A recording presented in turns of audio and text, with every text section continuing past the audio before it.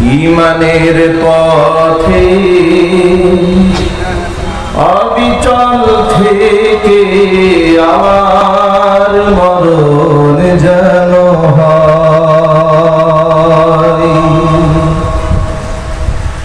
ঈমানের পথে অবিচল থেকে আমার মরণ যেন হয়। তোমার কাছে মিনতি আমার,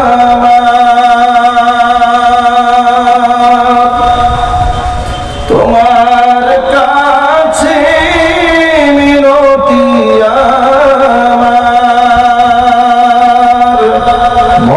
মহামহিম দয়াময়।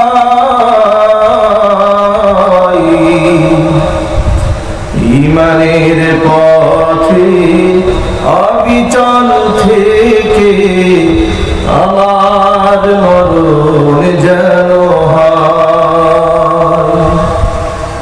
ঈমানের পথে অবিচল থেকে আমার মরণ যেন হয়। প্রতিদিন মিথ্যে মুখোমুখি হই, বেদিন ফাসিকরা করে হইচই।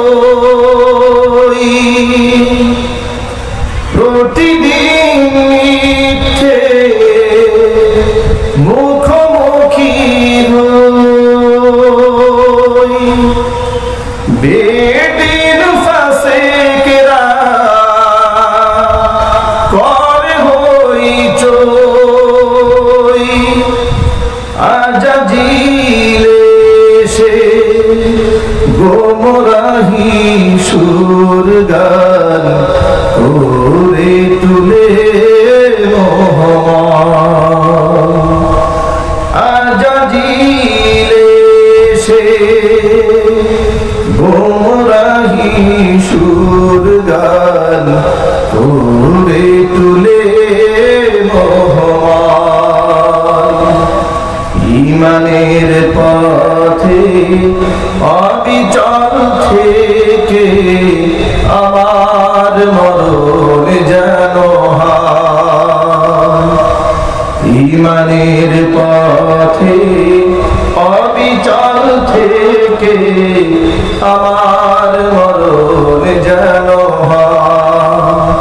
তোমার কাছে মিনতি আমার, তোমার কাছে মিনতি আমার, মহামহিম দয়াময়।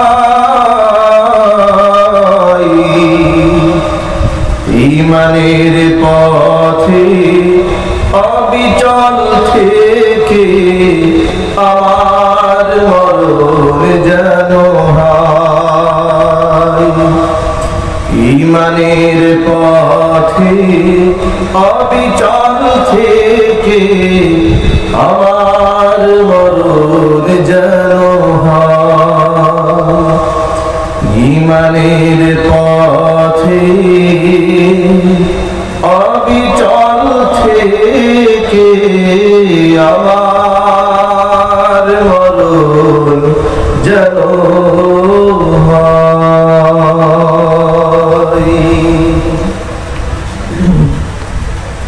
ঐতিহ্যবাহী বন্দরনগরী চট্টগ্রাম জেলার সাতকানিয়া মাদ্রাসা বাবুনগর মক্কার বাড়ি মাদ্রাসা ইয়াসির মক্কি আল কাসিমিয়া ও আল্লামা নুরুল হুদা রহমতুল্লাহ আলাইহি স্মৃতি সংসদের উদ্যোগে আয়োজিত আজকের এই বার্ষিক ইসলামী মহাসম্মেলনের সম্মানিত সভাপতি সাহেব, আমন্ত্রিত হযরত উলামায়ে কেরাম, মুরব্বিয়ান ইজম, অত্র এলাকা এবং পার্শ্ববর্তী এলাকা বিভিন্ন প্রান্ত থেকে ছুটে আসার দিনদরদি ইমানদার পরহেজগার মুত্তাকি মুসলিম ভাইয়েরা, পর্দার অন্তরালে আমাদের সকলের শ্রদ্ধাভাজন পর্দানিশীন মা এবং বোনেরা, আজকে এই ইসলামী মহাসম্মেলনের সম্মানিত আহ্বায়ক, বাংলাদেশের নক্ষত্র সমতুল্য এবং সাংসদ আল্লামা ডক্টর আবু রেজা মোহাম্মদ নিজামউদ্দিন নদভী হাফিজাহুল্লাহ বারাকাল্লাহু ফি হায়াতি। আল্লাহ সুবহানাহু ওয়া তাআলা তার সমস্ত সৎকর্মগুলোকে কবুল করুন। এখানে প্রধান মেহমান হিসেবে উপস্থিত থাকবেন হাকিমুল ইসলাম আল্লামা শাহ আব্দুল হালিম বুখারী দামাত বরকাতুহু মুদ্দাজিল্লাহুল আলিয়া, মহাপরিচালক আল জামিয়া আল ইসলামিয়া পটিয়া চট্টগ্রাম। বিশেষ মেহমান থাকবেন প্রখ্যাত হাদিস বিশারদ আল্লামা শেখ আহমদ সাহেব হাফিজাহুল্লাহ, অন্যতম সদস্য পরিচালনা পরিষদ হাটহাজারী চট্টগ্রাম। এছাড়াও আমন্ত্রিত মুআজ্জাজ অসংখ্য মেহমানরা রয়েছেন, যাদের নামের তালিকা অনেক লম্বা হয়ে যাবে বিধায় তাদের নাম এখন আমি বলছি না। সকলের জন্য হৃদয়ের গভীর থেকে দোয়া থাকলো, ভালোবাসা রইল, আল্লাহ পাক সকলের নেক হায়াত দারাজ করে, তাদের খিদমাতের ওয়াসাআতকে আল্লাহ পাক বৃদ্ধি করে দেন। প্রিয় ভাইরা, গত বছর এই তাফসীর মাহফিলে, এই ইসলামী মহাসম্মেলনে দেশের বরেণ্য কিছু উলামায়ে কেরাম এখানে উপস্থিত ছিলেন, যারা আজকে আমাদের মাঝে নেই। বিশেষ করে উপমহাদেশের শ্রেষ্ঠতম শেখুল হাদিস হেফাজুল ইসলাম বাংলাদেশের অবিসংবাদিত আমির মুঈনুল ইসলাম হাটহাজারী মাদ্রাসার স্বনামধন্য পরিচালক আল্লামা শাহ আহমদ শফি রহমাতুল্লাহি আলাইহি নওয়ারাল্লাহু মারকাদাহু ওয়া জাআলাল জান্নাতা মাসওয়াহু, তিনি গত বছর এই প্রোগ্রামের প্রধান মেহমান ছিলেন। গত বছর এই স্টেজে ছিলেন সাতকানিয়া হুজুর খ্যাত অসংখ্য উলামায়ে কেরামের উস্তাদ আব্দুল কাদের রাহিমাহুল্লাহ। আল্লাহ পাক তাকে জান্নাতুল ফিরদাউসের মেহমান হিসেবে কবুল করুন। আমার আগে যিনি আপনাদের সামনে আলোচনা করেছেন, গোটা বাংলাদেশের উলামায়ে কেরামের মাথার মুকুট, সির তাজ, উপমহাদেশের মধ্যে অন্যতম একজন গবেষক, আলোচক, আলেমে দ্বীন ডক্টর আল্লামা আফম খালেদ হোসেন, তার বাবা, তিনি ইন্তেকাল করেছেন গত বছর, তিনি এখানে ছিলেন। আল্লাহ সুবহানাহু ওয়া তাআলা তাকে জান্নাতুল ফিরদাউসের সুউচ্চ মাকাম দান করেন। জিরি মাদ্রাসার সম্মানিত মুহতামিম সাহেব তৈয়ব রহমাতুল্লাহি আলাইহি, তিনিও এখানে ছিলেন, তিনি ইন্তেকাল করেছেন। বরেণ্য চারজন আলেমে দ্বীন, বাংলাদেশের খ্যাতনামা আলেম, তারা এখানে ছিলেন, তারা ইন্তেকাল করেছেন। শ্রদ্ধার সাথে তাদেরকে স্মরণ করছি, আল্লাহর কাছে তাদের জন্য দোয়া করছি, আল্লাহ পাক জান্নাতুল ফিরদাউস তাদের ঠিকানা বানিয়ে দিন। আজকের ইসলামী মহাসম্মেলনে অনেক মুরব্বীরা এখানে এসেছেন, অনেক ইয়াং জেনারেশন যুবক ভাইরা এসেছেন। মাইকের আওয়াজ বাহিরে যাচ্ছে, অসংখ্য মা বোনেরা আমাদের কথাগুলো শুনতে পাচ্ছেন। আমি অত্যন্ত আনন্দিত এবং গর্বিত এই মাহফিলে আসতে পেরে। আমাকে এই মাহফিলের জন্য সরাসরি দাওয়াত দিয়েছেন এই মাহফিলের আহ্বায়ক, যিনি ডক্টর আবু রেজা মোহাম্মদ নিজামউদ্দিন নদভী হাফিজাহুল্লাহ, যার ব্যাপারে তার ইলম এবং জ্ঞানের গভীরতা সম্পর্কে আমার এতটা আইডিয়া ছিল না। তার সাথে সম্পর্ক হওয়ার পর, তার সাথে কথোপকথন হওয়ার পর থেকে যতটুকু জেনেছি, এবং তারা কাছের মানুষ থেকে তার সম্পর্কে যতটুকু আমার ইলম হয়েছে, বাংলাদেশে যে পরিমাণ মসজিদ মাদ্রাসার খেদমত তিনি করেছেন, আমি আসার সময় বলতেছি না, তার কাছে আমার একটা বড় প্রস্তাব থাকবে। তিনি অনেক মসজিদ, মাদ্রাসা, হসপিটাল, অনেক কিছু করেছেন।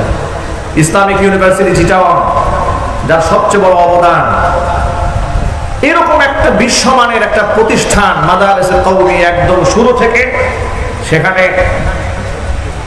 তাফসীর, ফিকহ, উলুমুল হাদিস, আদব, সব কিছু সহ একদম নুরানি থেকে শুরু করে কওমি সিলেবাসের সর্বোচ্চ ডিগ্রি পর্যন্ত ছাত্ররা, হাজার হাজার ছাত্ররা পড়াশোনা করতে পারে। সাতকানিয়ার মাটিতে সাদকায়ে জারিয়া হিসেবে ডক্টর আবু রেজা মোহাম্মদ নিজামউদ্দিন নদভীর নেতৃত্বে এমন একটা প্রতিষ্ঠান হোক, এটা আমি তার কাছে প্রস্তাব পেশ করলাম। আল্লাহ সুবহানাহু ওয়া তাআলা তাকে এই প্রতিষ্ঠান করার তৌফিক দান করেন। আপনারা কি এটা চান না? ইসলামিক ইউনিভার্সিটি চিটাগং এর যত বড় এরিয়া রয়েছে, হয়তো এত বড় এরিয়া হবে না, যতটুকু সম্ভব তার জীবদ্দশায় তিনি এমন একটা খেদমত করে যাবেন, বিশ্বমানের একটা প্রতিষ্ঠান সাতকানিয়ার মাটিতে হোক। এটা আপনারা কারা কারা চান আমি দোহান দেখতে চাই। মাশাআল্লাহ, আলহামদুলিল্লাহ, আল্লাহ সুবহানাহু ওয়া তাআলা কবুল করেন। এটা আশ্বস্ত করেছেন হবে ইনশাআল্লাহ। আমি এতটা আশান্বিত হতাম না যখন খেতে বসে শুনলাম চিটাগং ইউনিভার্সিটি তার অবদান, শুনতে পেলাম অসংখ্য মসজিদ মাদ্রাসা তার অবদান, শুনতে পেলাম বিভিন্ন মাহফিলে গিয়ে মাদ্রাসার বিল্ডিং এর সমস্ত খরচ দিয়ে আসে। তখন আমার মনে চাইলো এক একটা মাদ্রাসার ভবন যিনি বিভিন্ন জেলা শাখাতে দান করতে পারেন, তার এলাকায় এই সাতকানিয়ার মাটিতে যেন মাহফিলি কেন্দ্রবিন্দু হয়ে শেষ না হয়ে যায়, এটা যেন সদকায়ে জারিয়া স্বরূপ কিয়ামত পর্যন্ত থেকে যায়। এবং সেটা এখান থেকে আজকে তিনি উদ্বুদ্ধ হয়ে যে স্বীকৃতি প্রদান করেছেন, অনতি বিলম্বে তিনি করতে পারেন। আল্লাহ সুবহানাহু ওয়া তাআলা তাকে গায়বী নুসরত করেন, জোরে কোন আমিন।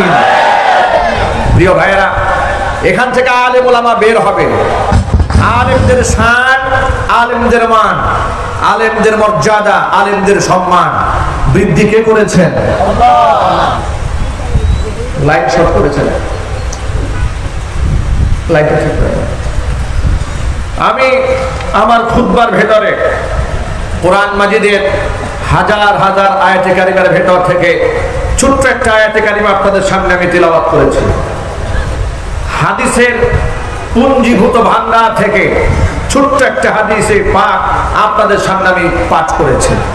আমি সার সংক্ষেপ আপনাদের সামনে কথা বলেই এখান থেকে বিদায় হয়ে আমার নেক্সট প্রোগ্রাম বাঁশখালীতে বাহারছড়াতে আমি যাব। এই জন্য সংক্ষিপ্ত পরিসরে আল্লাহ পাক যেন এই কোরআনের আয়াত থেকে এবং হাদিস থেকে কিছু বিশদ আলোচনা আপনাদের সামনে করার তৌফিক আমাকে দান করেন। সকলে বলুন আল্লাহুম্মা আমিন। প্রিয় ভাইরা, মানুষদেরকে জান্নাতের পথের দিশা দেওয়ার জন্য, মানুষকে তার জীবনের লক্ষ্য এবং উদ্দেশ্য সম্পর্কে অবগত করার জন্য, মানুষকে তার সৃষ্টির মূল উদ্দেশ্য সম্পর্কে জানাবার জন্য আল্লাহ সুবহানাহু ওয়া তাআলা যুগে যুগে আম্বিয়া আলাইহিমুস সালাতু ওয়াস সালামকে পাঠিয়েছেন। প্রত্যেকটা নবী রাসূল বেগুনা মাসুম ছিলেন। তারা এমন ভাবে কার্যনির্বাহ পরিচালনা করেছেন, তাদের জিন্দেগিতে সগীরা কবিরা জাহিরি বাতিনি ইচ্ছায় অনিচ্ছায় কোনো প্রকার ভুল ত্রুটি আল্লাহ পাক হতে দেননি। আল্লাহ পাক তাদেরকে নিরাপত্তার চাদরে আবৃত করে রেখেছেন জীবনের শুরু থেকে জীবনের শেষ পর্যন্ত। তারা ছিলেন আল্লাহ সুবহানাহু ওয়া তাআলার পক্ষ থেকে নির্বাচিত মানুষ। তাদের ইলেকশন করে নবী বানাননি, আল্লাহর পক্ষ থেকে তারা নবুয়ত পেয়েছেন, তারা মর্যাদার পাত্র হয়েছেন। নবী হওয়ার আগে কিংবা নবী হওয়ার পরে পৃথিবীর কোন নবী কোনো প্রকার গুনার সাথে জড়িত ছিলেন না। তারা হচ্ছেন বেগুনা মাসুম, তারা হচ্ছে বিশ্ব মানবতার জন্য হিদায়াতের কান্ডারি। চিল্লাহ আল্লাহু আকবার। ছোট্ট একটা উদাহরণ দিয়ে আপনাদের সামনে আলোচনা শুরু করতে চাই। নবীগণ বেগুনা মাসুম, কোন প্রকারের মানবিক ত্রুটি বিচ্যুতি আল্লাহ পাক হতে দেননি। বড় একটা প্রমাণ লক্ষ্য করেন, মানুষের জীবনের সবচেয়ে কঠিন পরীক্ষা হচ্ছে তার যৌবনের পরীক্ষা। যৌবনের পরীক্ষাটা আগুনের উপর হেঁটে যাওয়ার চেয়েও বড় কঠিন পরীক্ষা। যৌবনের পরীক্ষা দুনিয়ার সমস্ত কঠিন পরীক্ষার চেয়েও সুকঠিন। কিয়ামতের মাঠে 5টা প্রশ্নের সম্মুখীন প্রত্যেকটা মানুষকে হতে হবে। আল্লাহর নবী সাল্লাল্লাহু আলাইহি সাল্লাম বলেছেন, লা ইয়াজালু কদাম ইবনি আদম হাত্তা ইউসআলা আন খামসিন ইয়াউমাল কিয়ামাহ। কিয়ামতের মাঠে 5টা প্রশ্নের জবাব যতক্ষণ পর্যন্ত বান্দা দিতে না পারবে, এক কদম পর্যন্ত আদম সন্তান হাসরের ময়দান থেকে পা সরাতে পারবে না। 1 নাম্বার প্রশ্ন হচ্ছে আন উমরিহি ফিমা আসলাম, জীবনটাকে কোন কাজে ব্যয় করেছে আল্লাহর কাছে জবাব দিতে হবে। 2 নাম্বার প্রশ্ন হচ্ছে জীবনের সবচেয়ে মূল্যবান সময় হচ্ছে তার যৌবনকাল। আল্লাহর নবী বলেন ওয়ান শাবাবিহি ফিমা আবলা, যৌবনকালটা বান্দা কোন কাজে কাটিয়েছে আল্লাহর কাছে জবাব দিতে হবে। ওয়ান মালিহি মিম্মা ইকতাসাবা, সম্পদের ব্যাপারে প্রশ্ন করা হবে, কোন উৎস থেকে সম্পদ উপার্জন করেছে। 4 নাম্বার হচ্ছে ওয়াফিমা আনফাকা, উপার্জিত সম্পদ কোন কাজে ব্যয় করেছে। 5 নাম্বার প্রশ্ন হচ্ছে ওয়ামাদা আমিলা ফিমা আলিমা, বান্দা যতটুকু জানতে পেরেছে, যতটুকু জেনেছে, ইলম অনুযায়ী বান্দা কতটুকু আমল করেছে। 5টা প্রশ্নের মধ্যে জীবন সম্পর্কে প্রশ্ন করা হবে, যৌবনকাল সম্পর্কে স্পেশাল প্রশ্ন করা হবে। অথচ জীবনের একটা অংশই তো যৌবনকাল, কিন্তু যৌবনের ব্যাপারে আল্লাহ আলাদা প্রশ্ন করবেন। এর মানে হচ্ছে যৌবনকালের মূল্য আল্লাহর কাছে অনেক বেশি, ঠিক কিনা ভাই? আপনারা সকলে এক বাক্যে জবাব দিয়ে বলেন, আমার জীবনের মালিক কে? আরো জোরে বলতে হবে, মালিক কে? আল্লাহর দেওয়া জান, আল্লাহর দেওয়া মাল, আল্লাহর দেওয়া এই যৌবনটা কোন কাজে ব্যয় করলাম? যৌবনের কঠিন বড় পরীক্ষা। আজকে সমাজের দিকে তাকিয়ে দেখেন, সমাজের অধিকাংশ যুবকের চরিত্র নাই, আমল নাই, আখলাক নাই। ফেসবুক, ইউটিউব, হোয়াটসঅ্যাপ, ভাইবার, প্রতিনিয়ত নারীদের সাথে মোবাইলে চ্যাট আছে না নাই? আরো যদি বলতে হবে, আছে না নাই? আবার এই যুবকেরা যেন চরিত্র ঠিক রাখতে না পারে, মিডিয়ার মাধ্যমে প্রতিনিয়ত যুবকদেরকে চরিত্রহীন বানাবার প্রচেষ্টায় চালানো হচ্ছে। বিপদ দিকে উৎসাহ দেওয়া হচ্ছে। পর্দানিশীল জিন্দিগিকে সেকেলে কিংবা মধ্যযুগীয় কালচার কিংবা মধ্যপ্রাচ্যের কালচার হিসেবে টেলিভিশনে, টকশোতে, বিভিন্ন অনুষ্ঠানে তথাকথিত বুদ্ধিজীবীরা পর্দাকে উপহাসের সাথে উল্লেখ করছে। বাস্তবতা আছে না নাই? প্রিয় ভাইয়েরা আমার, যৌবন কালটা বড় কঠিন সময়। যৌবনের প্রতি পরীক্ষা বড় মারাত্মক পরীক্ষা। নবী ইউসুফ আলাইহিস সালাতু ওয়াস সালাম, আল্লাহ পাক তাকে কত বড় যৌবনের পরীক্ষার মধ্যে ফেলে দিয়েছিলেন। কোরআন মাজিদ আল্লাহ পাক কি সুন্দর করে তার উপাখ্যানটা উল্লেখ করেছেন। ওয়ারাওয়াদাতুহু আল্লাতী হুয়া ফি বাইতিহা আন নাফসিহি ওয়া গাল্লাকাতিল আবওয়াবা ওয়া ক্বালাত হাইতা লাক قال معاذ الله إنه ربي أحسن مثواي إنه لا يفلح الظالمون। যে মহিলার গৃহে আমার নবী ইউসুফ ছিলেন, সে মহিলা নিজেকে সামলাতে না পেরে আমার নবী ইউসুফের চেহারা, আমল, আখলাক, সৌন্দর্যতা দেখে মুগ্ধ হয়ে বহুবার তাকে ফুসলিয়েছে। ছলে বলে কোলে কৌশলে কোনোভাবেই যখন কাজ হয়নি, জবরদস্তির পন্থা অবলম্বন করেছে। ঘরের মধ্যে ডেকে নিয়ে ঘরের দরজাগুলো বন্ধ করে দিয়েছে। একান্তে ডেকে চিত্তাকর্ষক পোশাক করে ডেকে বলেছে, হাই তালাক, আসো আমার দিকে। ও যুবকেরা, আপনারা এক বাক্যে জবাব দিয়ে বলবেন, নবী ইউসুফ আলাইহিস সালাতু ওয়াস সালাম কি মানুষ ছিলেন না জিন ছিলেন? না ফেরেশতা ছিলেন? তিনি কি ছিলেন? চিল্লায় বলেন। মানুষ হওয়ার কারণে রক্ত, মাংস, ঘাম প্রত্যেকটা মানুষের শরীরে থাকে। তামান্না, কামনা, বাসনা, মানবিক চাহিদা, রাগ, অভিমান, গুসা, আঘাত দিলে ব্যথা পাওয়া, কেটে গেলে রক্ত বের হয়ে যাওয়া, এটা মানবিক স্বাভাবিক তবিয়ত। যৌবন আসলে ভিন্ন বিপরীত লিঙ্গের প্রতি আকর্ষণ সৃষ্টি হওয়া, এটা একটা স্বাভাবিক ব্যাপার। এই স্বাভাবিক বিষয়কে অস্বীকার করার কোনো সুযোগ নাই, ঠিক কিনা? একজন সুন্দরী নারী একান্তে ডেকে নিয়ে টকবকে জওয়ান হযরত ইউসুফ আলাইহিস সালাতু ওয়াস সালাম তাকে ডেকে বলছেন, হাই তালাক, আসো আমার কাছে। এমন কঠিন পরীক্ষার মধ্যে পাস করা কি সহজ না কঠিন?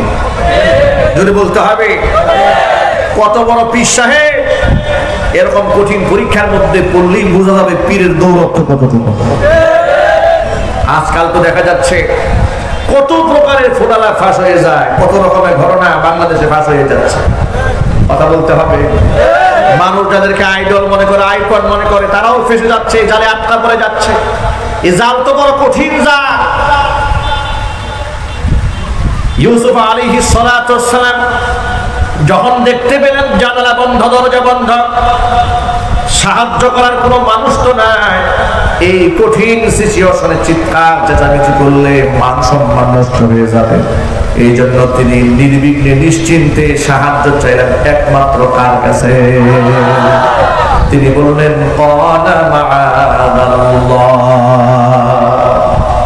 আমি আল্লাহর কাছে আশ্রয় প্রার্থনা করছি। ইন্নাহু রাব্বি আহসানা মাথওয়ায়া, তিনি আমার রব, তিনি আমার সুন্দর থাকা খাবার বন্দোবস্ত করে দিয়েছেন। আমার ভাইরা আমাকে হত্যা করতে চেয়েছিল, তিনি আমাকে সেখান থেকে রক্ষা করে মিশরের বাদশার ঘরের মধ্যে থাকা খাবার সুবন্দোবস্ত করে দিয়েছেন। আমি তো এই জুলুম করতে পারি না, জিনা করতে পারি না, জিনা করলে তো আমি জালেম হয়ে গেলাম, আর জালেম কখনোই সফল কাম হতে পারে না। আল্লাহ রাব্বুল আলামিন এই আয়াতটা বলার সাথে সাথেই পরেই বলছেন ওয়ালাকাদ হাম্মাত বিহি ওয়া হাম্মা বিহা লাউলা আররা বুরহানা রাব্বিহি। মহিলা তো দৃঢ় সংকল্প করেছিল, চূড়ান্ত সিদ্ধান্ত নিয়ে ফেলেছিল ইউসুফকে আজকে কবজার মধ্যে নিয়ে আসবে।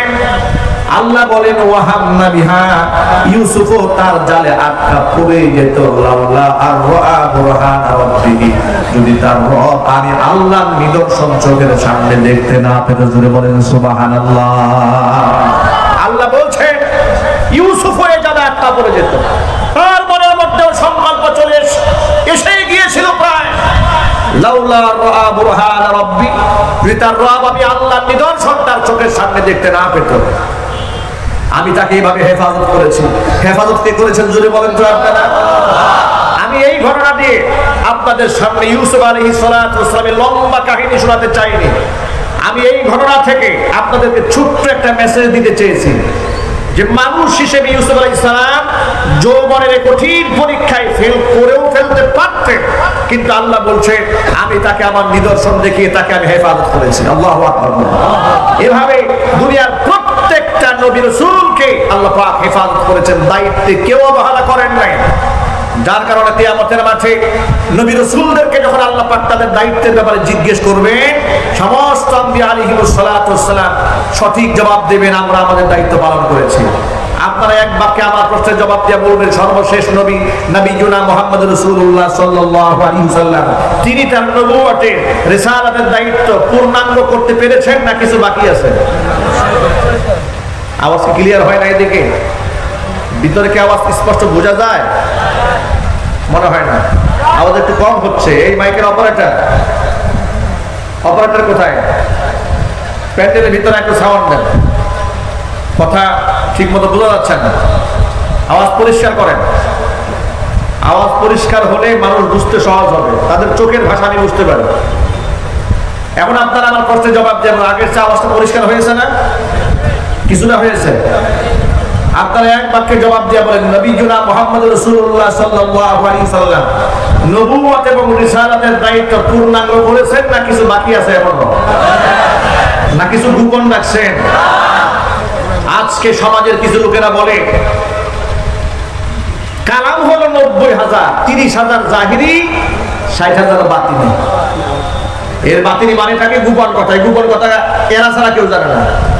আমার প্রশ্ন হচ্ছে এত বড় কোরআন, এত বড় হাদিসের ভান্ডার, হাদিসেও নাই, কোরআনে নাই, তুমি পাইলা কোথায়? বলে এটা গোপন তথ্যের ভিত্তিতে রাসূলের কাছ থেকে আসছে। ভাইরা আপনারা এক বাক্যে জবাব দিয়ে বলেন আল্লাহর নবী কি পুরো ইলমকে গোপন করেছেন? আলোচনা চিল্লায় বলতে হবে গোপন করেছেন।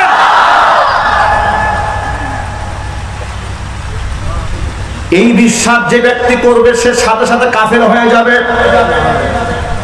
কারণ হচ্ছে কোরআন মাজিদ আল্লাহ সুবহানাহু ওয়া তাআলা বলে দিয়েছেন ইয়া আইয়ুহার রাসূল বাল্লিগ মা উনজিলা ইলাইকা মির রাব্বিক। ও নবী আপনার রবের পক্ষ থেকে আপনার কাছে যা নাযিল করা হয়েছে সব আপনি পৌঁছে দেন। যদি আপনি পৌঁছে না দেন তাহলে রিসালাতের দায়িত্ব আপনি পূর্ণ করলেন না। আপনি যখন পুঙ্খানুপুঙ্খানুভাবে পৌঁছে দেবেন সমাজের কিছু লোকেরা আপনার দুশমন হয়ে যাবে, ভয়ের কোনো কারণ নাই। ওয়াল্লাহু ইয়াসিমুকা মিনান নাস, মানুষের কাছ থেকে রক্ষা করব আমি আল্লাহ। হাদিসের মধ্যে আল্লাহর নবী স্ত্রীদের সাথে কিভাবে শুয়েছেন, কিভাবে গোসল করেছেন, এত সূক্ষ্ম সূক্ষ্ম বিষয় স্পষ্ট উল্লেখ করে দেওয়া হয়েছে, কোন জিনিসে গোপন করা হয়নি। যার কারণে বিদায় হজের ভাষণে আল্লাহর হাবিব যখন ১৬ লক্ষ সাহাবীর সামনে দাঁড়িয়েছিলেন, তখন আল্লাহর হাবিব ১৬ লক্ষ সাহাবীকে ডাক দিয়ে জিজ্ঞেস করেছিলেন, আলা হাল বাল্লাগতু রিসালাতি, ও সাহাবীরা, তোমরা আমার প্রশ্নের জবাব দিয়ে স্বীকৃতি দিয়া বলো, আমি কি আমার রিসালাতের দায়িত্ব তোমাদের কাছে পৌঁছে দিয়েছি?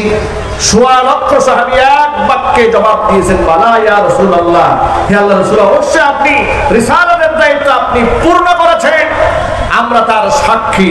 ১৬ লক্ষ সাহাবীকে রাসূল সাক্ষী বানালেন। এবার আল্লাহর হাবিব শাহাদাত আঙ্গুলি আসমানের দিকে ইঙ্গিত করে আল্লাহ পাককে বলছেন, আল্লাহুম্মা ফাশহাদ, আল্লাহুম্মা ফাশহাদ, আল্লাহুম্মা ফাশহাদ। আল্লাহ আমার অজস্র উম্মতের সাক্ষী দিয়েছে, আমি আমার রিসালাতের দায়িত্বকে পূর্ণ করে দিয়েছি। আল্লাহ তুমিও সাক্ষী হয়ে যাও, আমি আমার দায়িত্ব পূর্ণ করেছি। আমি এই ঘটনা থেকে আপনাদের কাছে যে মেসেজটা দিতে চেয়েছি, এভাবে করে পৃথিবীর সমস্ত নবী রাসূলগণ তারা আপন আপন দায়িত্ব পূর্ণ করলেন। কেউ কিছু ফাঁক ফুকুর রেখে যান নাই, আনকমপ্লিট কোনো কাজ রেখে যাননি। যখন আল্লাহর হাবিব সাল্লাল্লাহু আলাইহি ওয়াসাল্লাম দায়িত্ব পূর্ণ করে ফেললেন, নবীজি দুনিয়া থেকে বিদায় হয়ে গেলেন, এখন এই গুরু দায়িত্ব, বিশাল বড় দায়িত্ব, গোটা বিশ্বব্যাপী কারা পালন করবে? আল্লাহর নবী বলে গেলেন, ইন্নামাল উলামাউ ওয়ারাসাতুল আম্বিয়া وَإِنَّ الْأَنْبِيَاءَ لَمْ يُوَرِّثُوا دِينَارًا وَلَا دِرْهَمًا بَلْ وَرَّثُوا الْعِلْمَ أَوْ كَمَا قَالَ عَلَيْهِ الصَّلَاةُ وَالسَّلَامُ।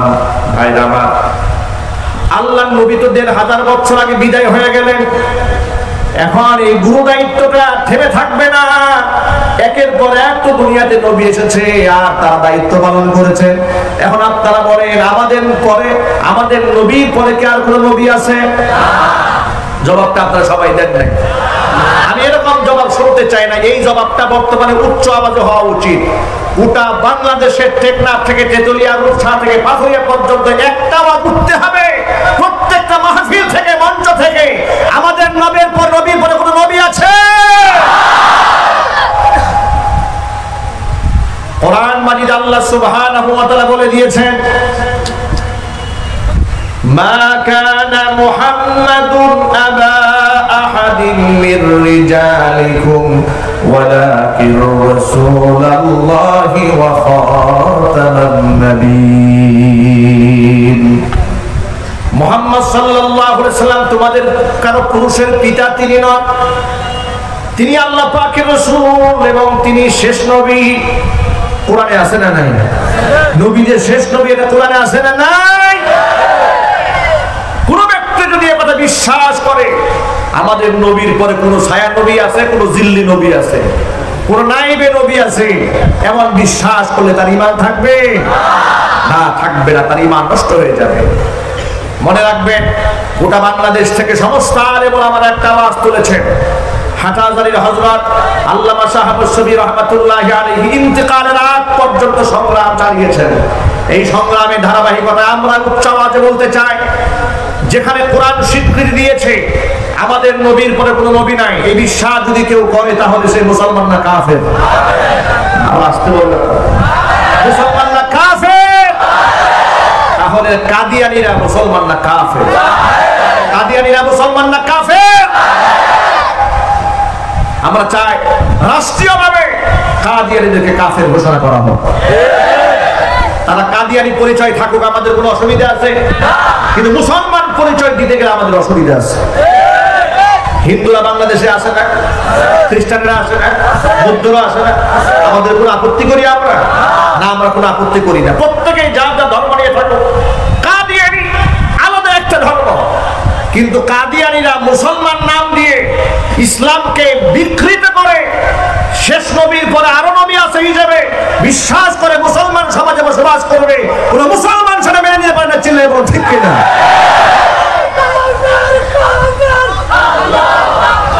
প্রিয় ভাই কথা সংক্ষেপে বলতে হবে, সময় আমার হাতে খুবই কম। আমরা এই আওয়াজ এখান থেকে দিয়ে যেতে চাই, কাদিয়ানীরা অমুসলিম, কাদিয়ানীরা কাফের, তারা সুকৌশলে মানুষের ঈমান হরণ করার চেষ্টা চালিয়ে যাচ্ছে। আল্লাহ সুবহানাহু ওয়া তাআলা এই চক্রান্ত থেকে মানুষদেরকে হেফাজত করে করা। আমিন। প্রশ্ন হলো, নবী রাসূল তো আর দুনিয়াতে আসবে না, নাকি আসবে? আর কেউ আসবে? এখন এই পুরো দায়িত্বটা অর্পিত হয়েছে উলামাদের উপরে। আল্লাহর নবী বললেন, নিশ্চয় উলামায়ে কেরাম হচ্ছেন নবীগণের ওয়ারিস। নবীগণের ওয়ারিস, উত্তরাধিকার। উত্তরাধিকার সূত্রে নবীগণের কাছ থেকে আলেমরা পাবেনটা কি? ওয়া ইন্নাল আম্বিয়া লাম ইউরিসু দিনারা ওয়ালা দিরহামা। উত্তরাধিকার তো মানুষ সম্পদ পায়, জায়গা জমি পায়। নবী রাসূল সম্পদ রেখে যান নাই, জায়গা জমিও রেখে যান নাই। নবী রাসূল রেখে গিয়েছেন আসমানি ইলম। ওই আসমানি ইলমের উত্তরাধিকার হচ্ছেন উলামায়ে কেরাম। উলামাদের শান এবং মান এত বেশি, কুরআন মাজিদে আল্লাহ পাক বলেন, নবীজি আপনি বলে দেন, কুল হাল ইয়াস্তাবিল্লাযীনা ইয়া'লামুনা ওয়াল্লাযীনা লা ইয়া'লামুন ইন্নামা ইয়াতাযাক্কারু উলুল আলবাব। যারা জানে, যাদের ইলম আছে আর যাদের ইলম নাই, তারা কোনোদিন সমান হতে পারে না। এই সিদ্ধান্ত দিয়ে দিলেন আল্লাহ। কে দিলেন? জোরে বলেন। আল্লাহ পাক ভিন্ন আয়াতের মধ্যে বলেন, মাইয়ুতাল হিকমাতা ফাকাদ উতিয়া খায়রান কাসীরা। যাকে ইলম দান করা হয়েছে তাকে অগণিত অসংখ্য কল্যাণ দান করা হয়েছে। আল্লাহ সুবহানাহু ওয়া তাআলা অন্য আয়াতের মধ্যে বলেন, ইয়ারফাইল্লাহুল্লাযীনা আমানু মিনকুম ওয়াল্লাযীনা উতুল ইলমা দারাজাত। ঈমানদারদের মর্যাদা আমি বাড়িয়ে দেব, এমনকি যাদের ইলম দান করা হয়েছে তাদের সম্মান আমি আল্লাহ বাড়াই দেব। এটা আল্লাহ পাকের ওয়াদা। যাদেরকে আল্লাহ পাক ইলম দান করবেন তাদেরকে আল্লাহ পাক লাঞ্ছিত করবেন না, ইজ্জত আল্লাহ পাক বাড়িয়ে দিবেন। যার বাস্তবতা সমাজের মধ্যে দেখা যায়, একজন আলেম ইনকাম সোর্স তার কম হতে পারে, কিন্তু লোকেরা তার কাছে পানি নিয়ে আসে, হুজুর একটু ফু দিয়ে দোয়া করে দেন, মাথায় একটু হাত দিয়ে দেন। জোরে বলেন ঠিক কিনা? আলেমদেরকে খাবার টেবিলে ডেকে লোকেরা বলে, হুজুর আপনি যদি খানাও খান, অন্তত লোককে হাতটা প্লেটের মধ্যে রাখেন, আপনার হাতের ঝুঁটাটা আমরা বরকতের জন্য খাবো। এই মহব্বত, এই ভালোবাসা আল্লাহর পক্ষ থেকে এসেছে। চিল্লান আল্লাহু আকবার। কোরআন মাজিদের সূরা মারিয়ামের শেষের দিকে আল্লাহ পাক বলছেন, ইন্নাল্লাযীনা আমানু ওয়া আমিলুস সালিহাতি সায়াজআলু লাহুর রাহমানু উদ্দা। নিশ্চয়ই যারা ঈমান আনে এবং সৎ কর্ম করে, এই মানুষগুলোর জন্য মানুষের হৃদয়ে আমি আল্লাহ ভালোবাসা, মহব্বত সৃষ্টি করে দেই। হাদিস শরীফের মধ্যে এসেছে, দুনিয়াতে কোন বান্দার উপর আল্লাহ যখন খুশি হয়ে যান, মহব্বত করেন, আল্লাহ পাক জিবরাইলকে ডাক দেন, বলেন জিবরাইল শোনো, অমুক ব্যক্তিকে আমি ভালোবাসি, তুমিও তাকে ভালোবাসো। জিবরাইল যখন ওই ব্যক্তিকে ভালোবাসে, ভালোবেসে নিজের মধ্যে ক্ষান্ত না রেখে ফাআলানা ফিস সামা, আসমানের মধ্যে ঘোষণা দিয়ে দেয়, আসমানের সব ফেরেশতারা ওই লোকটাকে ভালোবেসে ফেলে। ফায়ুদাউনাহুল কবুলু ফিল আরদি, আসমানের ফেরেশতারা ভালোবাসেন, জিবরাইল ভালোবাসেন, আল্লাহ ভালোবাসেন, সবাই যখন বান্দাকে ভালোবেসে ফেলেন, এই জমিনের মধ্যে আল্লাহ পাক তার একটা গ্রহণযোগ্যতা সৃষ্টি করে দেন। জোরে বলেন সুবহানাল্লাহ। ভাইরা আলেম ওলামারা তাদের সম্মান আল্লাহ পাক বাড়িয়ে দিয়েছেন। হাদিস শরীফের মধ্যে এসেছে, কোন ইলম অন্বেষণকারী ব্যক্তি যখন রাস্তা দিয়ে হেঁটে যায়, ফেরেশতারা সম্মানার্থে নূরের পাখাগুলো পায়ের নিচে ভিজিয়ে দেয়। যদিও বর্তমান সময়ের মধ্যে দেখা যায়, অনেক সময় এদেশে কিছু সুশীল এবং বুদ্ধিজীবীরা আলেমদের অবদানকে স্বীকার করতে চায় না। আলেমদেরকে ইজ্জত সম্মান দিতে চায় না, মসজিদ মাদ্রাসার অবদানগুলো স্বীকার করতে চায় না, দাড়িওয়ালা জুব্বাওয়ালা পাগড়িওয়ালা ব্যক্তিদের অবদানগুলো প্রশংসার পাত্র হিসেবে মিডিয়াতে প্রচারিত হয় না, প্রকাশিত হয় না। কিন্তু মাদ্রাসার কোন উস্তাদ যদি সামান্য একটু ভুল করে ফেলে, সমস্ত মিডিয়াগুলা সেই ভুলটাকে জাতির সামনে বেইজ্জত করে দেওয়ার জন্য আনন্দের সাথে ঈদের দিনের মতো উদযাপন করে করে প্রকাশ করে। বাস্তবতা হলো, কয়েকদিন আগে একটা দৃশ্য ভাইরাল হয়েছে, আপনারা দেখেছেন। হাটাজারিতে কোন একটা হিফখানা একজন ছাত্রকে পাশবিক নির্যাতন করেছে, একজন টিচার, একজন শিক্ষক। দৃশ্যটা আমি যখন ফেসবুকে অনলাইনে দেখেছি, ওয়াল্লাহি মাহফিল করে রাত 12টার পরে যখন এই দৃশ্য আমার চোখের সামনে আসলো, আমার হৃদয়টা কেঁপে উঠেছে, আমার চোখ থেকে পানির ফোঁটা গড়াইয়ে পড়েছে। আমি অবাক হয়েছি, একজন উস্তাদ তার 8 বছরের একটা শিশু বাচ্চাকে এভাবে বেধড়ক পিটাতে পারে, মারতে পারে, এটা কোনোভাবেই মেনে নেওয়া যায় না। এই অন্যায়টা যেখানে হবে, যিনি করেছেন তিনি শাস্তির যোগ্য অপরাধ করেছেন। কথা বলেন ঠিক কি না? এই অন্যায়টা শুধু মাদ্রাসায় নয়, অনেক স্কুলেও এই ধরনের অন্যায় করা হয়। বাস্তবতা আছে কিনা? স্কুলেও বাচ্চারা নির্যাতিত হয়, ছোট বাচ্চাদেরকে পেটানো হয়। শাসন করতে গিয়ে অনেক সময় উস্তাদরা সীমা লঙ্ঘন করে ফেলে। বাস্তবতা হলো, অন্যায় যিনি করবেন, যে সুরতেই হোক, যেখানেই হোক না কেন, তারই বিচার হওয়া উচিত।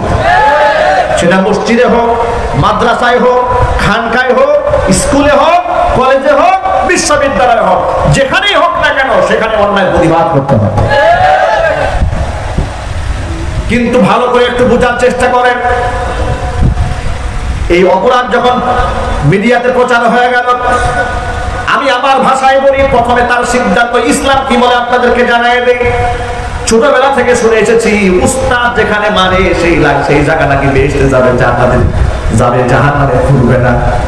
এই কথাটা ছোটবেলা থেকে শুনে এসেছি, সম্পূর্ণ ভিত্তিহীন অমূলক একটা কথা।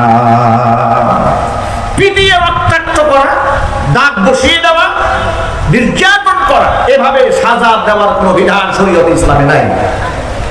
ইসলাম কাউকে শেখায়নি এই ধরনের নির্যাতন করতে। ইসলাম তো মানবতার ধর্ম, ইসলাম তো ভালোবাসার ধর্ম, ইসলাম তো উদারতার ধর্ম। একজন মানুষ হিসেবে জন্মগ্রহণ করার পরে মুসলমানের সবচেয়ে গুরু দায়িত্ব হচ্ছে নামাজ। সেই নামাজও 10 বছর বয়স হওয়ার আগ পর্যন্ত পিটাইয়া নামাজ পড়ার বিধান ইসলামে দেওয়া হয়নি। চিন্তা করেন, আল্লাহু আকবার। আর সেক্ষেত্রে দিন যারা শেখাবেন, কোরআন যারা শেখাবেন, তাদের মধ্যে ছাত্রের প্রতি মহব্বত, ভালোবাসা থাকতেই হবে। এটা স্বাভাবিক ব্যাপার। কোরআন মাজিদ আল্লাহ রাব্বুল আলামিন সূরা আর রহমানের মধ্যে বলছেন, লক্ষ্য করেন, আল্লাহ পাক বলছেন, আর রহমান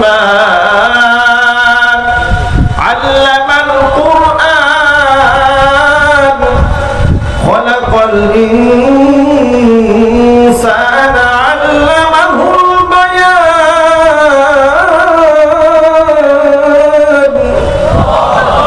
ভাইরা আমার লক্ষ্য করেন, আল্লাহ বলছেন, আর রহমান আল্লামাল কুরআন, দয়াময় আমি আল্লাহ মানুষকে কোরআন শিখিয়েছি। কোরআন শেখানো এই কথাটা বলার আগে আল্লাহ পাকের 99টা সিফাতের নামের মধ্যে আল্লাহ একটা সিফাতকে উল্লেখ করেছেন। সেই সিফাত হচ্ছে আর রহমান। ইন্না লিল্লাহি 99 ইসমান মান আহসাহা দাখালাল জান্নাহ। আও কামা ক্বালা আলাইহিস সালাতু ওয়াসসালাম, হুজুর বলেছেন, আল্লাহ পাকের 99টা নাম রয়েছে। ওই 99 নামের ভিতরে 99 নাম যে ব্যক্তি মুখস্থ করবে, হিফাজত করবে, আল্লাহ পাক তাকে জান্নাতে দাখিল করায় দিবে। ভাইরা আমার, শত শত এই এতগুলো 99টা নাম, এই এতগুলো নামের মধ্যে আল্লাহ আর রহমান এই শব্দটা উল্লেখ করলেন। মুফাসসিরিনে কিরাম বলেছেন, মানুষকে আল্লাহ কোরআন শিখিয়ে সবচেয়ে বড় দয়া করেছেন। সুতরাং যিনি কোরআন শেখাবেন তিনি তো সর্বোচ্চ সম্মানিত ব্যক্তি। হাদিসের ভাষায় নবীজি বলেন, খায়রুকুম মান তাআল্লামাল কুরআনা ওয়া আল্লামা। যেই ব্যক্তি নিজে কোরআন শেখে এবং অপরকে কোরআন শেখায়, সেই ব্যক্তি হচ্ছে সম্মানিত ব্যক্তি, সর্বোচ্চ ব্যক্তি। সুতরাং সর্বোচ্চ সম্মানিত ব্যক্তি যিনি, তার মধ্যে ছাত্রের প্রতি দয়া থাকতে হবে, মহব্বত থাকতে হবে, ভালোবাসা থাকতে হবে। মহব্বত, দয়া, ভালোবাসা ছাড়া কোনো ব্যক্তি উপস্থিত হতে পারবে না। করেছে তার শাস্তি হোক, এটা আমরা চাই। কথা বলেন ঠিক কিনা?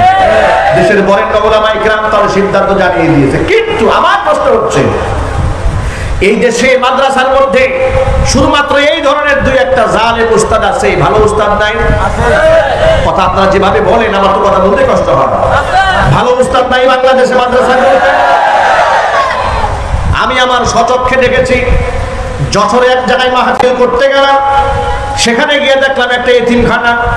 এতিমখানার যিনি মাদ্রাসার মুহতামিম দায়িত্বশীল, বাচ্চাদেরকে নিজের হাতে গোসল করান, বাচ্চাদেরকে নিজের হাতে জামা পরিয়ে দেন, জামা কাপড় কেচে দেন, অনেক সময় ছোট্ট ছোট্ট বাচ্চাদের মুখে খাবার তুলে দেন। এই দৃশ্যগুলো আমি আমার নিজের চোখে দেখেছি। মাদ্রাসার কোন উস্তাদ যদি ভুল করে, এটা যদি ভাইরাল করতে মনে চায়, প্রতিবাদ করতে মনে চায়, আলেম আমাদের বদনাম করতে মনে চায়, তো আলেমদের যে ভালো ভালো অবদানগুলো আছে সেগুলো কি তুলে ধরতে কষ্ট লাগে? কথা জুড়ে বলতে হবে। এই দেশ এবং জাতির জন্য আলেমদের অবদান নাই? সবাই স্বীকৃতি দিয়ে বলুন, আলেমদের অবদান নাই? আমি তো আমার ভাষায় এভাবে বলি, উলামায়ে কেরাম যেমন পরকালে সম্মানিত, দুনিয়াতেও সম্মানিত, দেশের জন্য কল্যাণকর, জাতির জন্য কল্যাণকর। তার বাস্তব উদাহরণ হলো, এই দেশ যখন, বাংলাদেশ যখন কোন ক্রান্তি লগ্ন অতিক্রম করেছে, কোন সবচেয়ে কঠিন মুহূর্ত যখন বাংলাদেশ অতিক্রম করেছে, জাতির পেছনে, জাতির জন্য সবচেয়ে বড় অবদান রেখেছেন এই জাতির উলামায়ে কেরাম। কয়েকটা উদাহরণ লক্ষ্য করেন। পার্শ্ববর্তী দেশ মিয়ানমারের রোহিঙ্গা মুসলমানেরা সেখানকার সরকার কর্তৃক নির্যাতিত হয়ে, নিপীড়িত হয়ে যখন বাংলার মাটিতে আশ্রয় গ্রহণ করেছিল, সর্বপ্রথম গভর্নমেন্টের সহযোগিতা তাদের কাছে যাওয়ার আগে এদেশের আলেমরা চান্দা কালেকশন করে বস্তা ভর্তি টাকা, খাবার দিয়ে তাদের কাছে পৌঁছে দিয়েছিল। আবার ডান পাশে যে এমপি নদভী সাহেবকে আপনারা দেখতে পাচ্ছেন, রোহিঙ্গা মুসলমানদের পেছনে যে পরিমাণ বৈদেশিক অর্থ তার নেতৃত্বে এসছে, তার অবদানে বাংলাদেশের সরকার তার ফান্ড থেকে এত সহযোগিতা করতে পারেনি। বিদেশি মুদ্রা তার নেতৃত্বে রোহিঙ্গাদের পেছনে যতগুলো বাংলার মানুষ এসছে। আপনাদের সামনে তথ্যটা আজকে প্রকাশ করে গেলাম, ভালো করে মনে রাখেন।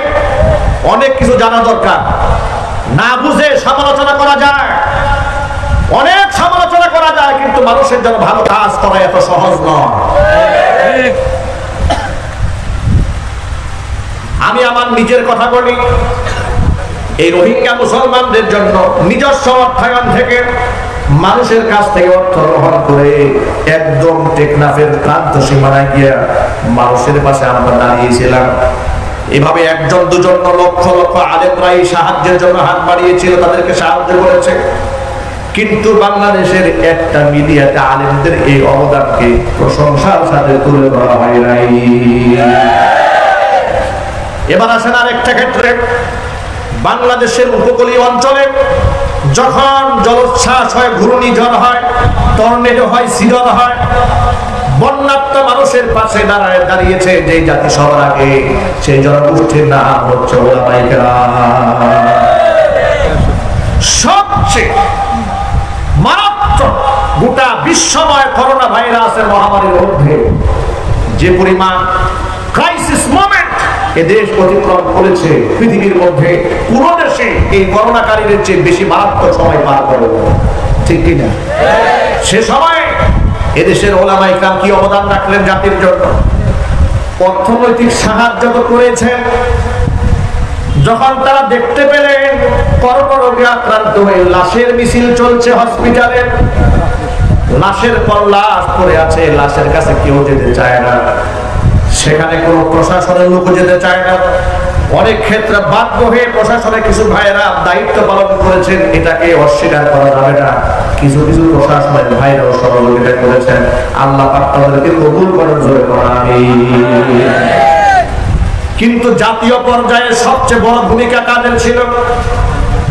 যখন বুদ্ধিজীবীরা টেলিভিশনে বসে সিদ্ধান্ত দিয়ে দিল লাশগুলাকে আগুন দিয়ে পুড়ায় দেওয়া হোক, আর আস্তে আস্তে নাউজুবিল্লাহ করে এই সিদ্ধান্ত বুদ্ধিজীবীরা ৭১ টেলিভিশন থেকে পেয়েছিল, কথা বলতে হবে ঠিক কিনা?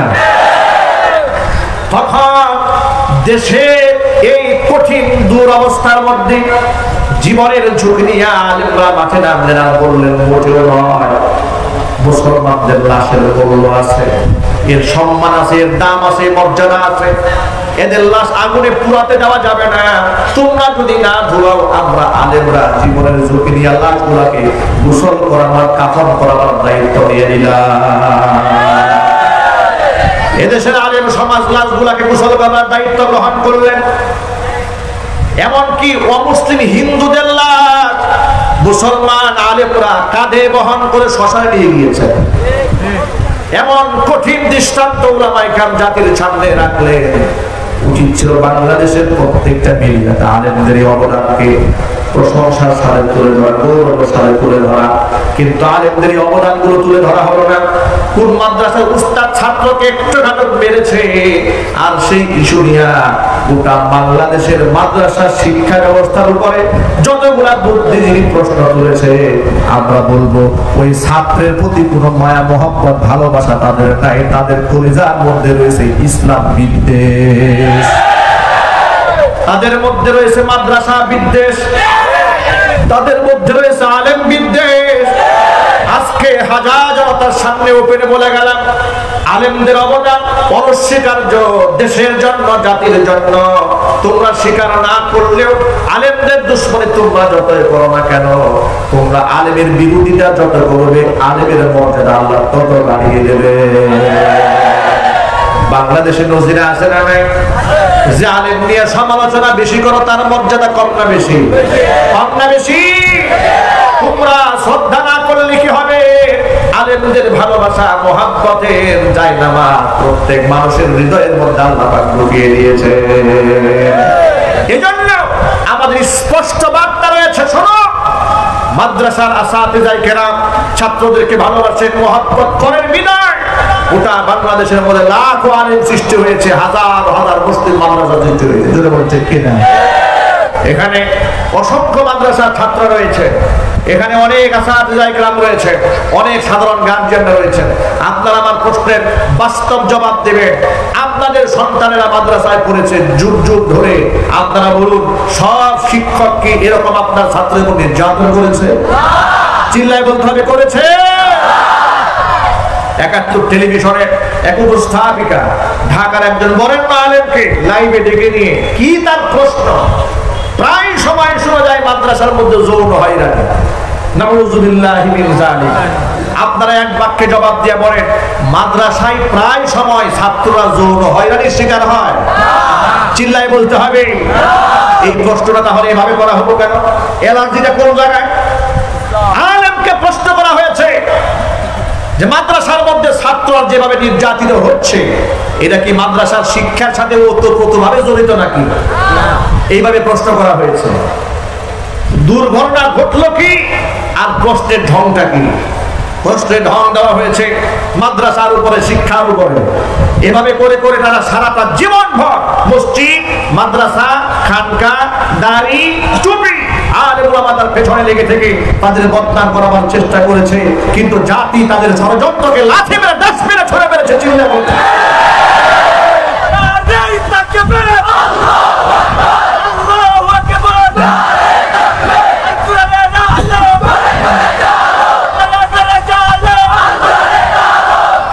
আমার প্রিয় ভাইয়েরা, সম্মান তো আল্লাহর পক্ষ থেকে দেওয়া, সমালোচনা করে তোমরা কেউ কমাতে পারবে না। কারণ হচ্ছে তুইজ্জু মান তাশাউ ওয়া তুযিল্লু মান তাশাউ বিয়াদিকাল খায়র। ইজ্জত দেওয়ার মালিক কে? সবাই বলে। সম্মান দেওয়ার মালিক কে? আল্লাহ পাক যদি কাউকে সম্মানের সুউচ্চ শিখরে উঠাতে চায়, বান্দা কি ষড়যন্ত্র করে কমাতে পারবে? আল্লাহ পাক যদি ইজ্জত দিতে চান, বান্দা কি বেইজ্জত করতে পারবে? আর আল্লাহ যদি কাউকে বেইজ্জত করতে চান, হাজার মানুষ মিলেও তাকে ইজ্জত দিতে পারবে না। তার আরেকটা উদাহরণ আপনাদের সামনে পেশ করি। কিছুদিন আগে বাংলাদেশের জনৈক এক মৌলবী বাংলাদেশের বরেণ্য বরেণ্য আলেমদের নাম ধরে ধরে স্টেজে গালিগালাজ করেছে, আছে না নাই? নকশাবন্দি এখন হয়েছে বাক্সবন্দি, কথা ধরে বলতে হবে। আল্লামা শাহ আহমদ শফী রহমাতুল্লাহি আলাইহি এত জঘন্য বিশ্রী ভাষায় বিশ্রী ঢঙে বলেছে আহম্মক শকি, নাউযুবিল্লাহি মিন যালিক। বাংলাদেশের কোটি মুসলমানের হৃদয়ের স্পন্দন আল্লামা জুনায়েদ বাবুনগরী হাফিজাহুল্লাহ তার ব্যাপারে মারাত্মক কটূক্তি করেছে।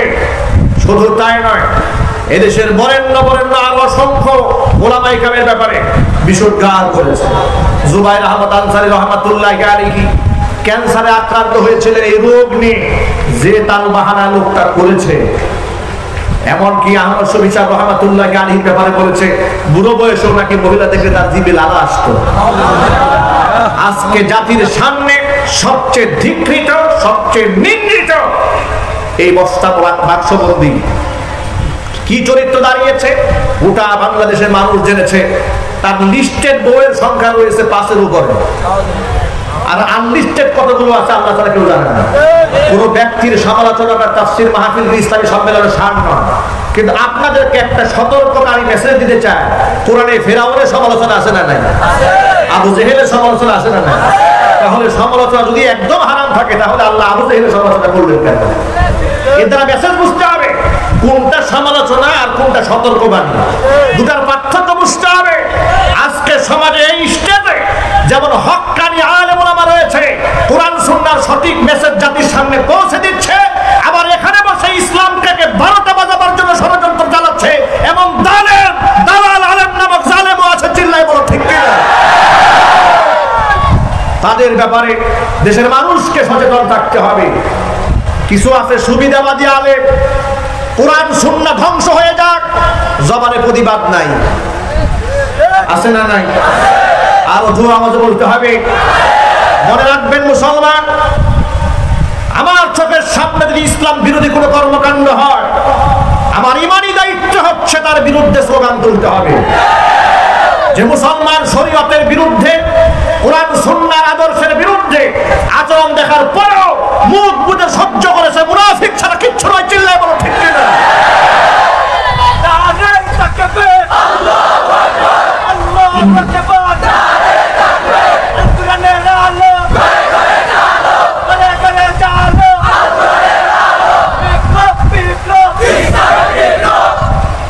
এই জন্য সকল ভাইদেরকে বলি,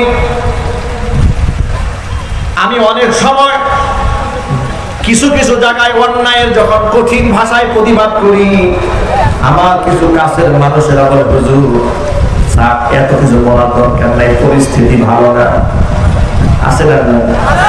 ডান বাম দেখে কথা বলেন। আমি বলি ভাই শোনেন, দুনিয়াতে ডান বাম করলাম, কিন্তু কিয়ামতে কিন্তু ডান বাম করা যাবে না।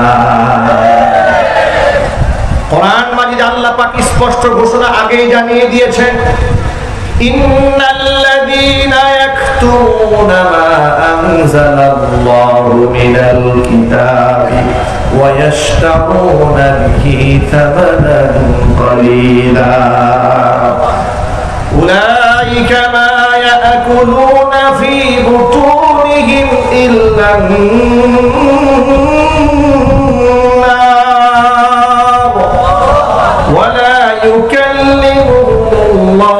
يوم القيامة ولا يزكيهم ولهم عذاب أليم।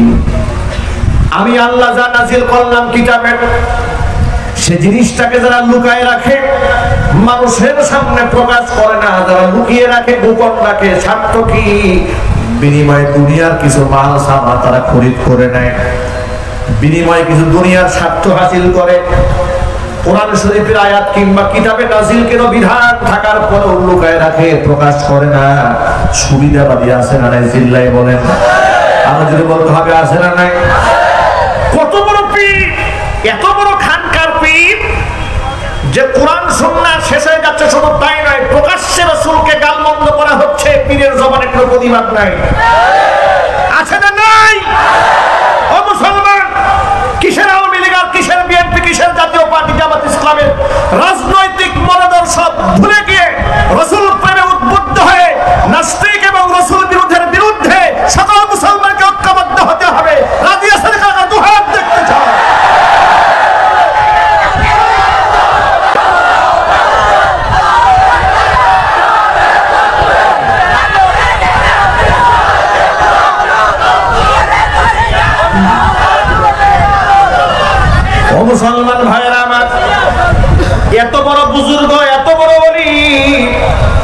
মানুষের সামনে নবীকে গালি দেয়, তার ঘুম ভাঙে না, এমন পীর আছে না নাই? চিল্লাই বলো। ওনার তাহাজ্জুদের ঘুম ভাঙে না, ওনার জামার আয়রন নষ্ট হয় না। প্রতিবাদ করতে গেলে খানকা বন্ধ হয়ে যাবে, হাদিয়া বন্ধ হয়ে যাবে। মনে রাখবেন, নাস্তিক এবং বেঈমান যদি আমার মাদ্রাসায় ডোনেশন করে, ডোনেশনটাকে লাথি মেরে ফেলে দিতে হবে। বুঝে নিতে হবে ও ডোনেশন করেছে মাদ্রাসা ধ্বংস করে দেওয়ার জন্য। ওর মধ্যে ইসলাম প্রেম নাই, রাসূল প্রেম নাই। এই জন্য সকল ভাইদেরকে বলি, ভাইরা আমার, রাজনৈতিক মতাদর্শ ভিন্ন কথা, কিন্তু ইসলাম হচ্ছে সবার উপরে। কথা বলেন ঠিক কিনা? এখানে আওয়ামী লীগ, বিএনপি, জামাত, জাতীয় পার্টি জানা যাবে না। ইসলামটাকে সর্বোচ্চ সম্মানে স্থান দিতে হবে। কোন ব্যক্তি, কোন নেতা, কোন বুদ্ধিজীবী, কোন কবি, কোন সাংবাদিক যেই হোক না কেন, ইসলামের বিরুদ্ধে যেই চক্রান্ত করবে তার বিরুদ্ধে মুসলমান দাঁড়িয়ে যেতে হবে।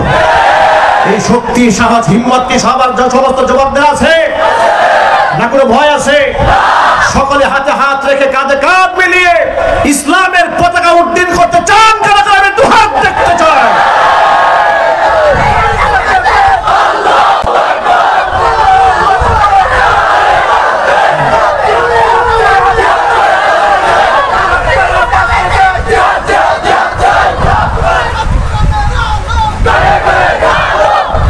প্রিয় যুবক ভাইয়েরা আমার, এজন্য কথাগুলো আমাদের বলতে হয়। যদি আমরা না বলি, আল্লাহ রাব্বুল আলামিন বলছেন, যারা লুকায় রাখবে, হক কথা বলবে না, এদের সাথে কিয়ামতের মাঠে আমি আল্লাহ কথা বলবো না। ওয়ালা ইউযাক্কিহিম, এদেরকে আত্মশুদ্ধিও করব না। ওয়ালা হুম আযাবুন আলীম, এদের জন্য রয়েছে পীড়াদায়ক শাস্তি। ও যুবক ভাইয়েরা আমার, বিশ্বনবী মুহাম্মদ রাসূলুল্লাহ সাল্লাল্লাহু আলাইহি সাল্লাম বলেছেন, একজন আলেমের শান আর মান কত বেশি। ফাদলুল আলিমি আলাল আবিদি কাফাদলি আলা আদনাকুম, আও কামা ক্বালা আলাইহিস সালাতু ওয়াস সালাম। একজন আলেমের সম্মান শোনো ও সাহাবীরা, তোমাদের সাহাবীদের ভেতরে আবু বকর, ওমর, উসমান, আলীর মতো সাহাবী নয়, আদনা সাহাবীর উপরে আমি নবীর মর্যাদা যেমন, একজন আবেদের উপরে একজন আলেমের মর্যাদা ঠিক তেমন। এজন্য সকল ভাইদেরকে বলবো, স্বপ্ন দেখো, আল্লাহ তুমি আমার একটা ছেলেকে হাফেজ কোরআন বানাও, আলেমে দ্বীন বানাও। আমাদের ঘরে ঘরে যদি আলেম সৃষ্টি হয়, আমাদের ঘরটা শিরিক মুক্ত হবে, বেদাত মুক্ত হবে, কুফর মুক্ত হবে, নাস্তিকতা মুক্ত হবে। ঠিক কিনা? আমাদের সন্তানদেরকে আমরা কোরআনের শিক্ষায় শিক্ষিত করতে চাই। কোরআনের নূর দিয়ে আমাদের সন্তানদের অন্তরকে আলোকিত করে দিতে চাই। আমাদের সন্তানের সিনার মধ্যে যদি কোরআন থাকে, আমার সন্তান ইয়াবাখোর হবে না, আমার সন্তান গাঁজাখোর হবে না, আমার সন্তান মাস্তান হবে না, ডাকাত হবে না, খুনি হবে না, চান্দাবাজ হবে না। চিল্লা বলছে কিনা? গোটা বাংলাদেশের সরকার যখন মাদক বিরোধী অভিযান চালিয়েছে গোটা বাংলাদেশ থেকে, তখন হার সেক্টর থেকে মাদক পাওয়া গেছে, কিন্তু মসজিদ মাদ্রাসায় কোনো মাদক পাওয়া যায়নি। নাকি ভুল বললাম আমি? সাতকানিয়ার কোনো মসজিদ মাদ্রাসা থেকে মাদক পাওয়া গেছে? ইয়াবা, গাঁজা, আফিম, হেরোইন পাওয়া গেছে? তাহলে বোঝা গেল এখান থেকে একটা থিম গভর্নমেন্ট অ্যাপ্লাই করতে পারে সমাজে। সেই থিমটা কি? কোন থিমের কারণে মাদ্রাসা ছেলেরা ইয়াবা খায় না? আপনারা কেউ বুকে হাত দিয়ে বলতে পারবেন মাদ্রাসা ছেলেরা ইয়াবা সেবন করে? কেউ বলতে পারবেন মাদ্রাসা ছেলেরা গাঁজা খায়? কেউ বলতে পারবেন মাদ্রাসা ছেলেরা সিগারেট পান করে, ধূমপান করে? না, বলতে পারবেন না। কারণ হচ্ছে মাদ্রাসার মধ্যে আমার সন্তানকে শেখানো হয় পবিত্রতা ঈমানের অঙ্গ। সুবহানাল্লাহ বলবেন না? নাপাকি, অপবিত্রতা এর কোনো স্থান ইসলামে নাই। যদিও ইসলামের নামে সমাজে কিছু আউল বাউলেরা মাথার মধ্যে বড় বড় জটলা নিয়ে 40 দিন গোসল করে না, তারাও পীর হয়ে গেছে। হযরত বেলাল রাদিয়াল্লাহু তাআলা আনহুকে ফজরের নামাজের পরে নবীজি জিজ্ঞেস করলেন, বেলাল তুমি এমন কি আমল করো, গত রজনীতে জান্নাতের ভেতরে তোমার কদমের আওয়াজ আমি সামনে সামনে শুনতে পেয়েছি। আল্লাহর হাবিবকে হযরত বেলাল ডাক দিয়ে বলেন, নবীজি ইয়া রাসূলুল্লাহ, ইস্তেঞ্জা যখন হয়ে যায় ওযু করি, তাহিয়াতুল ওযু 2 রাকাত নামাজ আদায় করি। নবী করিম সাল্লাল্লাহু আলাইহি সাল্লাম বললেন, তোমার এই পবিত্রতার আমলকে কবুল করে আল্লাহ পাক তোমার সম্মানের জায়গায় পৌঁছে দিয়েছে। বেলাল রাদিয়াল্লাহু তাআলা আনহু কত শান আর কত মান! দেখতে একজন কালো মানুষ, বংশমর্যাদা অনেক উঁচা নাই, টাকা পয়সাও নাই, কিন্তু সম্মান কত বেশি। একদিন আল্লাহর হাবিব সাহারি খাচ্ছেন, বেলাল রাদিয়াল্লাহু তাআলা আনহু হচ্ছেন হুজুরের মুয়াজ্জিন। হুজুর খাবার খাচ্ছিলেন সাহাবী, এমন সময় বেলাল রাদিয়াল্লাহু তাআলা আনহু দৌড়ে আসলেন, এসে বললেন, ইয়া রাসূলুল্লাহ, আপনি এখনো খাবার খাচ্ছেন? ওয়াল্লাহি আল্লাহর কসম করে বলছি, সূর্য উঠে যাবে তো, আযানের সময় তো হয়ে যাচ্ছে। কসম করে বলেছেন হযরত বেলাল। আল্লাহর হাবিব বলেছেন, ওই হাকি ইয়া বেলাল, এই বেলাল তুমি কসম করলে কেন? কসম কাটলে কেন? আমি মুহাম্মদ সাল্লাল্লাহু আলাইহি ওয়াসাল্লাম খাবার খাচ্ছি, আমার সম্মানে আল্লাহ পাক সূর্যকে জায়গায় ব্রেক করে রাখবে, কিন্তু তুমি কসম কাটলে কেন? তুমি জানো না তুমি বেলালের কসম আর সাধারণ মানুষের কসম এক নয়। পৃথিবীতে এমন কিছু মানুষ আছেন যারা কসম কাটলে যাদের কসমের সম্মান আল্লাহ পাক রক্ষা করা নিজের জন্য ওয়াজিব বানিয়ে নেন। তুমি হচ্ছ তাদের মধ্যে একজন, যারা কসম কাটলে আল্লাহ পাক তার কসমকে পূর্ণ করে দেন। জোরে বলেন সুবহানাল্লাহ। ভাইরা আমার, আল্লাহর হাবিব বললেন, ও সাহাবীরা, তোমাদের মধ্যে যারা এরকম বরেণ্য সাহাবী, তাদের উপরে নবীর মর্যাদা যেমন তেমন নয়, একদম আদনা সাহাবীর উপরে আমি নবীর মর্যাদা যেমন, একজন আলেমের মর্তবা একজন সাধারণ আবেদের উপর ঠিক তেমন।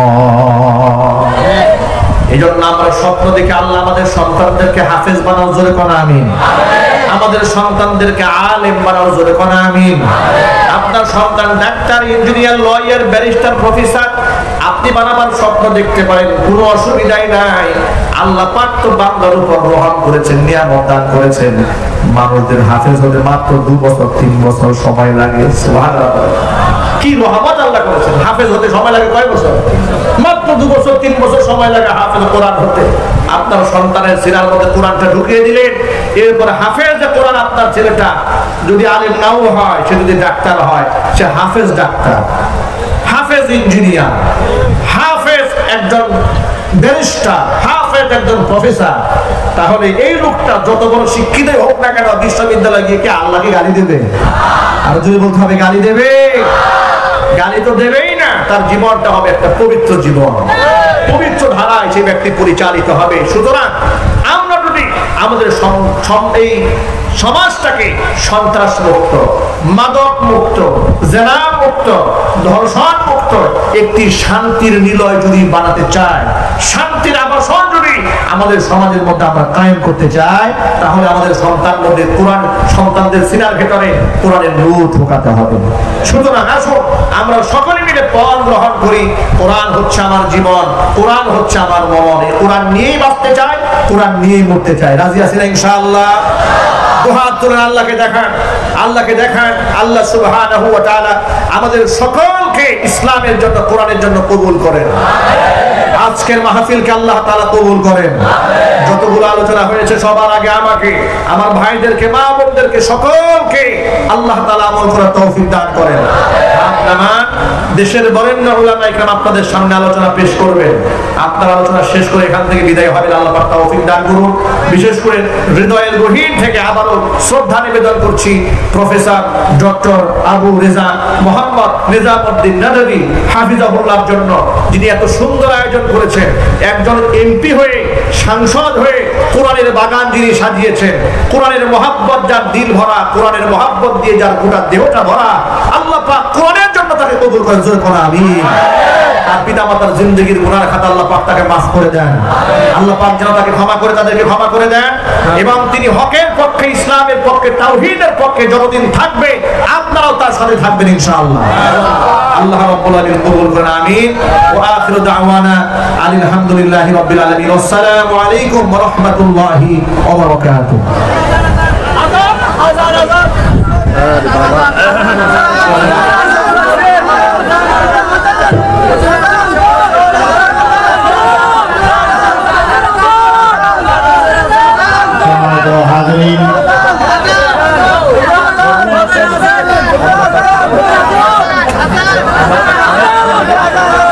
মাঠে এশার জামাত আদায় হবে ইনশাআল্লাহ।